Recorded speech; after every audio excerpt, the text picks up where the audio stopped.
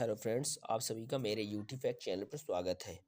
हम लोग आज के वीडियो में देखेंगे नवपाषाण काल के बारे में। जब हम लोग नवपाषाण काल का अध्ययन करते हैं तो इसमें उत्खनन से प्राप्त जो महत्वपूर्ण नवपाषाण कालिक स्थल है उनके बारे में देखते हैं और वहाँ से जो सामग्री प्राप्त हुई है उसका हम लोग विश्लेषण करते हैं, जिससे हम लोग उस समय के मानव के बारे में जानकारी एकत्रित करने की कोशिश करते हैं। तो सबसे पहले हम लोग देखते हैं नवपाषाण काल से संबंधित जो उत्खनन से प्राप्त स्थल हैं उनके बारे में। सबसे पहले देखते हैं बुर्ज होम। तो बुर्ज होम जो नवपाषाण कालिक स्थल है, इसकी अवस्थिति देखने को मिलती है जम्मू कश्मीर राज्य वाले क्षेत्रों में। जम्मू कश्मीर वाले क्षेत्रों में बुर्ज होम की अवस्थिति देखने को मिलती है। इसी प्रकार से मेहरगढ़ जो नवपाषाण कालिक स्थल है, तो इसकी अवस्थिति पाकिस्तान के बलूचिस्तान प्रांत और खैबर पख्तूनख्वा प्रांत में इसकी अवस्थिति देखने को मिलती है। तो पाकिस्तान का जो बलूचिस्तान प्रांत है, तो यहाँ पर मेहरगढ़ की अवस्थिति देखने को मिलती है। इसके निकट ही पाकिस्तान का खैबर पख्तूनख्वा प्रांत अवस्थित है। फिर हम लोग देखते हैं चिरांद। चिरांद जो नवपाषाण कालिक स्थल है, इसकी अवस्थिति बिहार राज्य में देखने को मिलती है। इसी प्रकार से कोल्डी हवा। तो कोल्डी हवा जो नवपाषाण कालिक स्थल है, तो इसकी वर्तमान में अवस्थिति जो है उत्तर प्रदेश के टोंस घाटी वाले क्षेत्र में इसकी अवस्थिति देखने को मिलती है। इसी प्रकार से जो महगरा है, तो महगरा जो नवपाषाण कालिक स्थल है, तो इसकी अवस्थिति सोनभद्र वाले क्षेत्रों में इसकी अवस्थिति देखने को मिलती है। सोनभद्र वाले क्षेत्रों के निकट इसकी अवस्थिति पाई जाती है। इसी प्रकार से उतनूर की जो अवस्थिति है, ये महाराष्ट्र राज्य में नवपाषाण कालिक स्थल के रूप में इसकी पहचान हुई है। इसी प्रकार से मास्की और हल्लूर जैसे नवपाषाण कालिक जो स्थल है, हल्लूर और मास्की जो नवपाषाण कालिक स्थल है, इनकी अवस्थिति कर्नाटक राज्य में पाई गई है। तो ये हो गया जो नवपाषाण काल से संबंधित उत्खनन से प्राप्त जो महत्वपूर्ण नवपाषाण कालिक स्थल हैं उनके लोकेशन के बारे में। अब हम लोग देखते हैं तो इन स्थलों के खोज में किन किन व्यक्तियों का महत्वपूर्ण योगदान रहा है उसके बारे में हम लोग समझने की कोशिश करते हैं। तो सबसे पहले नवपाषाण काल का जो पत्थर है उसकी खोज की थी ली मेसोरियर ने। तो ली मेसोरियर जो महोदय थे, उन्होंने उत्तर प्रदेश की टोंस नदी घाटी जो है, टोंस नदी घाटी वाले क्षेत्रों से 1860 में नवपाषाण कालिक प्रथम प्रस्तर इन्होंने खोजा था। तो नवपाषाण काल से संबंधित जो प्रथम साक्ष्य प्राप्त हुए हैं, ली मेसोरियर ने टोंस नदी घाटी वाले क्षेत्रों से प्राप्त किए हैं। फिर इसके बाद हम लोग देखते हैं जॉन लुबाक महोदय जो है, इन्होंने एक पुस्तक लिखी जिसका नाम था प्री हिस्टोरिक टाइम। तो प्री हिस्टोरिक टाइम का प्रकाशन हुआ 1865 ईस्वी में, तो जिसमें सबसे पहले नियोलिथिक शब्द का प्रयोग किया गया था। नियोलिथिक शब्द से तात्पर्य है नवपाषाण काल से।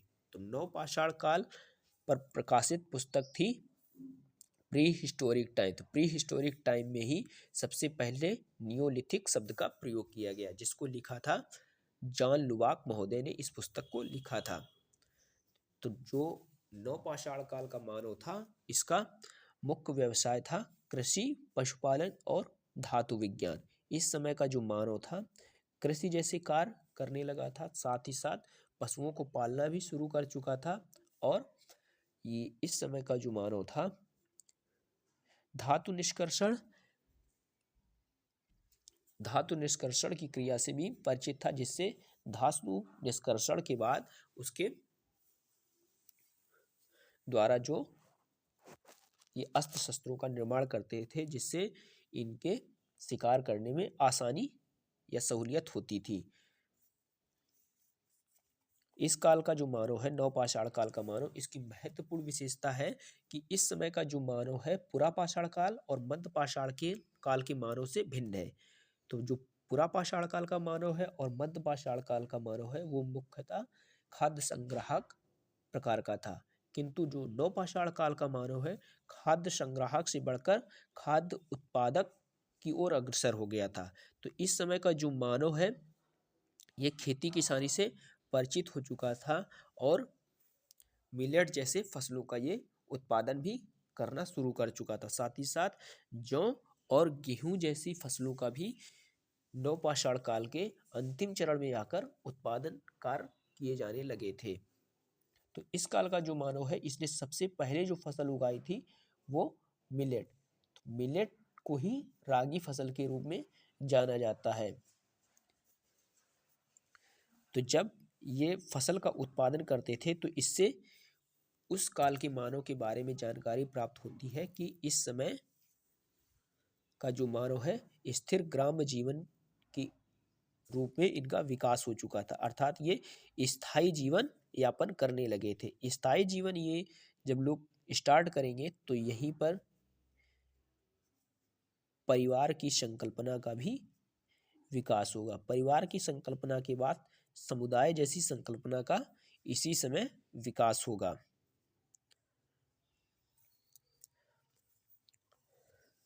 नवपाषाण काल से संबंधित जो महत्वपूर्ण स्थल है कोल्डी हवा। तो कोल्डी हवा जो है नवपाषाण काल के साथ साथ यहाँ पर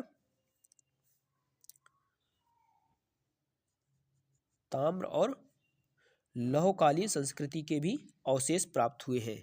तो यहाँ पर तांबे के यहाँ से उपकरण प्राप्त हुए हैं जिससे इसे ताम्रकालीन संस्कृति और यहाँ से लौह से निर्मित कुछ उपकरण प्राप्त हुए हैं जिसके कारण इसको कहा जाता है लौहकालीन संस्कृति के यहाँ से कोल्डी हवा से अवशेष प्राप्त हुए हैं।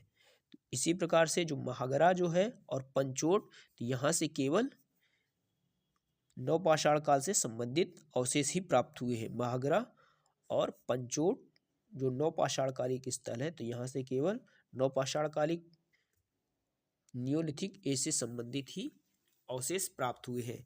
इसी प्रकार से कोल्डी हवा से एक विशिष्ट बर्तन जो है रस्सी छाप वाला वहाँ से प्राप्त हुआ है कोल्डी हवा से। तो कोल्डी हवा से एक रस्सी छाप विशिष्ट बर्तन की भी प्राप्ति हुई है।